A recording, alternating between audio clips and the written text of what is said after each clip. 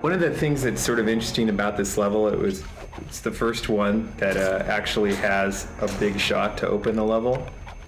As we were developing the product, this was the first game level that we built that had that, yeah. Yeah, so that there's a really low camera looking up at the gate to try and give the sense that there was something very large inside, and to kind of be imposing, like the gate in the original King Kong movie. Right. When they get off the boat, there were all these natives who are sort of fearing the other side of the gate. We're trying to get that vibe across with this initial shot.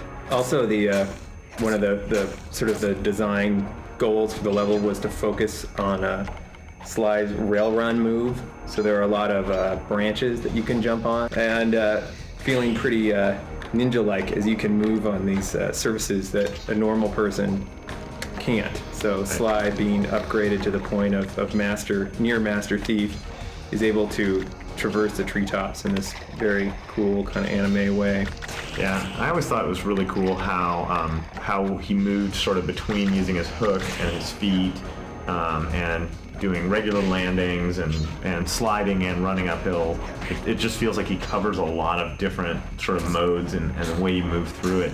And I remember, actually, before we had the control scheme worked out, you had to use different buttons to land with your feet and grab with your hook, and it would just explode your mind to try and play this level because you're trying to run away from this giant snake and still remember to hit the, circle for this and the square for that or whatever it was. But I just remember it being very sort of exhausting to play in its original control scheme. Yeah, you really had to memorize the buttons. How about the modeling on the trees? What were some of the challenges you faced?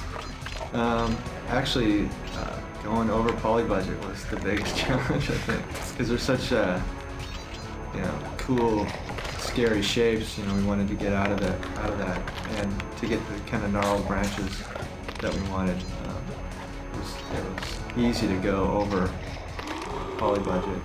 There's so many of them.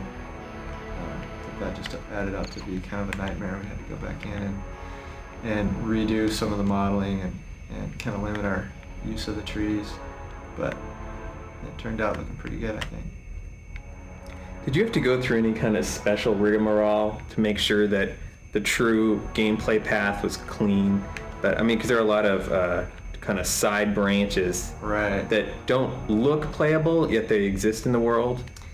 Yeah, I pretty much went through the game tree by tree and placed each branch with a reason. I didn't just go in and just start speaking. Every branch has a reason. Well, that's you can see it. Every branch that's in the gameplay zone, right? Because there's those top branches that you can never get to. Right, the top branches aren't too bad, but some of the branches sticking out of the side of the trunk are separate models, and I put them in there only for visual reasons and to get them out of the way, if they were in the way of gameplay.